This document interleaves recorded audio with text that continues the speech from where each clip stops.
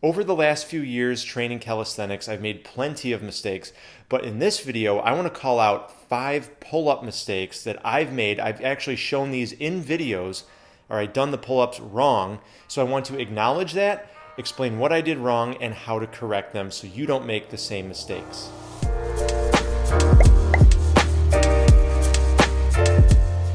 How's it going, everybody, and welcome back to Minus the Gym.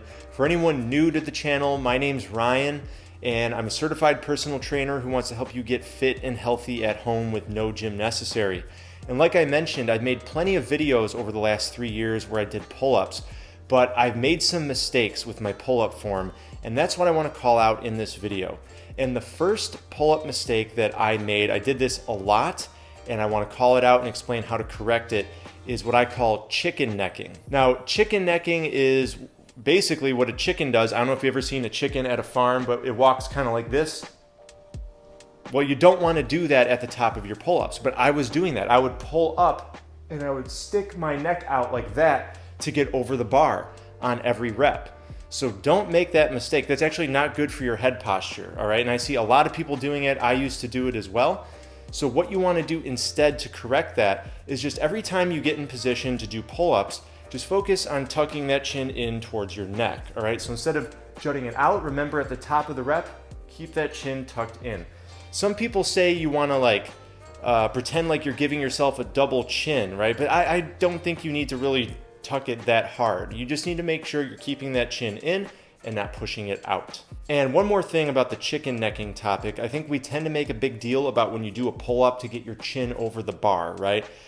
Stop worrying so much about that. That's what I've done recently, and I just keep my chin tucked. I get up as high as I can, and that's actually a good segue into point number 2, was that I was keeping my torso upright too much. I think a big reason why I kept my torso upright so much during my pull-ups was because I was trying to get my chin over the bar, but also I was training muscle-ups a lot. And muscle-ups, for those of you who do them, you know it's kind of like a radial pull-up, right? You're keeping yourself far away from the bar so you can get up over the bar. Also, I was training a lot of L-sit pull-ups, and L-sit pull-ups require that you keep your torso upright. It's just part of correct form. Whatever the reasons were, though, I was just constantly doing my pull-ups with a perfectly straight torso. And what I've learned since then, I mean, that's not incorrect form. It's not wrong to keep your back upright. But what you want to do is you want to focus on really arching the back, sticking the chest out like you're trying to touch your chest to the bar at the top of each rep of your pull-ups. What I've noticed by doing this is that instead of doing so much scapular depression, you're actually engaging more retraction, and you're going to feel it more at the tops of your lats as well as your rhomboids and rear delts. It's actually sort of simulating like a body weight row in a way, but not quite. It's still a pull-up. You're just engaging more of those muscles from the row. And you don't have to touch your chest to the bar. A lot of people say do chest to bar pull-ups. Don't worry about that. It's just like the chin over the bar thing, right? Just get that chest out. Stick your chest out, arch your back, and try to get the chest as high as you can, but don't worry about touching the bar on every rep. All right, mistake number 3 that I made was not using the full range of motion.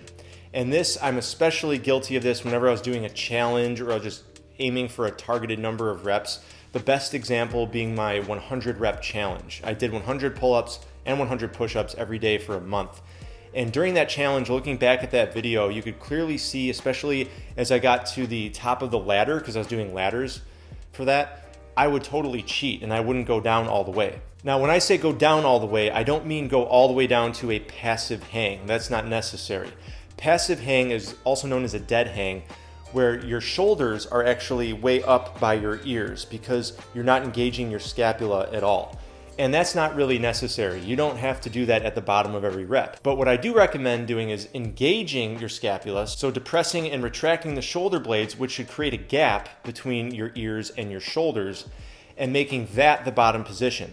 So at the bottom or end of every rep, you're stopping at that point with your scapula still engaged. Now, it's worth mentioning that cheating on your range of motion a little bit actually won't affect muscle gains. There are studies that have shown, I believe it's like 15 degrees of variance. Like if you don't go down all the way, you will still build mass. But when it comes to strict form, developing skills, doing weighted pull-ups and things like that, you do want to do that full range of motion, right? You want to build your strength in the full range. It's just going to help you throughout the rest of your calisthenics journey.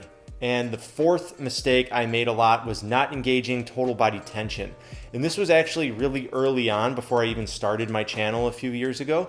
But when I first started getting on the pull-up bar a lot, I wouldn't really pay attention to what my legs were doing or my core. And that's a mistake, all right? Especially if you want to get into more advanced stuff later on. But even with pull-ups in general, it's always good to engage what I call total body tension. And I abbreviate that TBT a lot. So next time you're working on your pull-ups on a high bar, one that you can hold on to with your body fully extended and not touch the floor, go ahead and engage the core, right? Brace the core, tighten the legs, and really feel that total body tension. Try to point your toes at the ground, and then do your pull-ups. And you're gonna notice that your whole body feels solid, like one solid unit. And that total body tension is really gonna help you not just with pull-ups, but it's gonna translate to many other things in calisthenics later on. And the fifth mistake that I'm guilty of is relying on momentum by doing my reps too fast. And that was especially true during my 100 rep challenge, but also just at any point when I was trying to chase some target number of reps. While there is a time and a place for training with explosiveness and doing a powerful concentric and doing fast reps like that, I think for the most part, especially when you're working on strength or you're working on skills, you want to make sure that each rep is at a specific tempo. And that's the best thing I can recommend. If you find that you're doing your reps too fast, try counting the tempo. So like a really good challenging tempo you might want to try with pull-ups would be a 3-second eccentric, 0-second pause at the bottom, 2-second concentric, and then a 1-second pause at the top. That's really challenging and it's strict. It's a good way to just slow things down. And if you check out my video on how to make any calisthenics exercise harder, that's one of the methods I recommend in that video, is to just slow down the tempo, and you'll find any exercise gets more difficult. But I'm not just recommending this to make your pull-ups more difficult, I'm recommending it because in the long run, it's going to help you. You're going to be really focusing on strength and building true strength instead of just, using momentum, building up those numbers, and finding that you're really just working on endurance. All right, everybody, for those of you who tune in regularly, thank you so much for watching, and I hope you know that I've always approached my fitness here on Minus the Gym with a really humble attitude, and I'm not afraid to say, hey, sorry, I made a mistake. Let me correct that. Let me acknowledge it, explain what I did wrong, and correct it, so hopefully you don't make the same mistakes too. And that's what I'm trying to do with this video, and I don't mind doing it at all. I mean, I was actually thinking once I really solidify my front lever, kind of bringing back my front lever tutorial, explaining everything I could have done better, and using the same approach with front lever, because that's what I really want to tighten up my front lever. That's my goal right now. But anyways, thank you so much for watching. Don't forget to drop a like if you enjoyed this video. And if you're new to the channel, hit that subscribe button, turn on notifications, and stay tuned because I upload every week. All right, and with that said, I'll see you in the next one.